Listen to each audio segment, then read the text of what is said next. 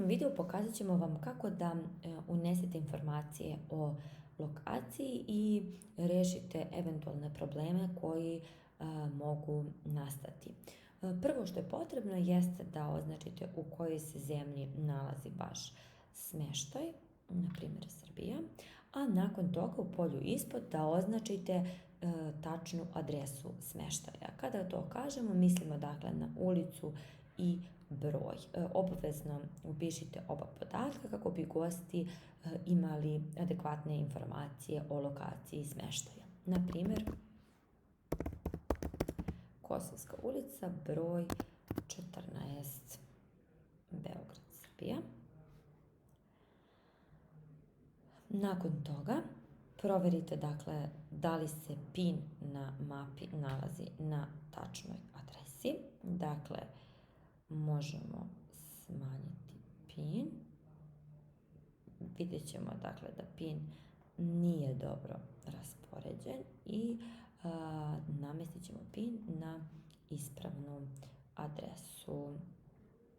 Dakle, negde ovde. Podesit ćemo dakle PIN na tačnu lokaciju smeštaja.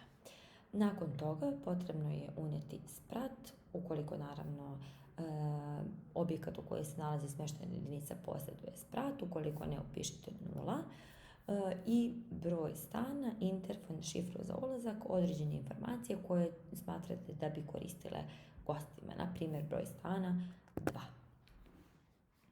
Zatim kliknite na opciju sačuvaj i informacije će biti sačuvane. U slučaju da dođe do problema sa unošenjem tačne lokacije, rješenja su sljedeća. Ukoliko želite da unesete smeštaj na destinaciji koja se ne nalazi na Google mapi, kao što su na primjer lokacije Kopaonik ili Fruška Gora, ono što možete uraditi da riješite ovaj problem jeste da unesete neki deo lokacije koji se nalazi na mapi.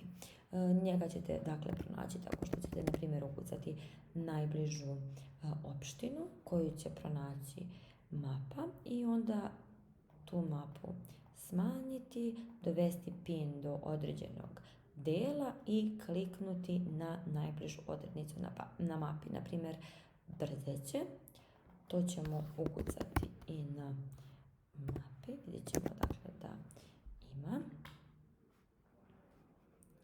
I tako ćemo dakle moći da sačuvamo informacije o lokaciji. Ukoliko ne nalazite baš ni ovaj neki deo vaše destinacije, možete ukucati konkretnu opštinu, na primjer u ovom slučaju Raška, a zatim nam na mail poslati tačnu adresu vaše smeštajne jedinice. U slučaju da pronalazite destinaciju, ali ne pronalazite ulicu vašeg smeštaja, tačnu ulicu, na primjer ona još uvijek nije upisana na mapi, kao što je na primjer ulica Ćelijska, koje kao što vidite nema, potrebno je dakle da upišete grad, odnosno deo grada ukoliko grad ima svoj deo, na primjer kao što je u ovom slučaju Borča, a zatim da pokušate da PIN dovedete do lokacije, dakle što bliže tačnoj lokaciji, na primjer u ovom slučaju ovdje negde, i da ga postavite blizu konkretne lokacije.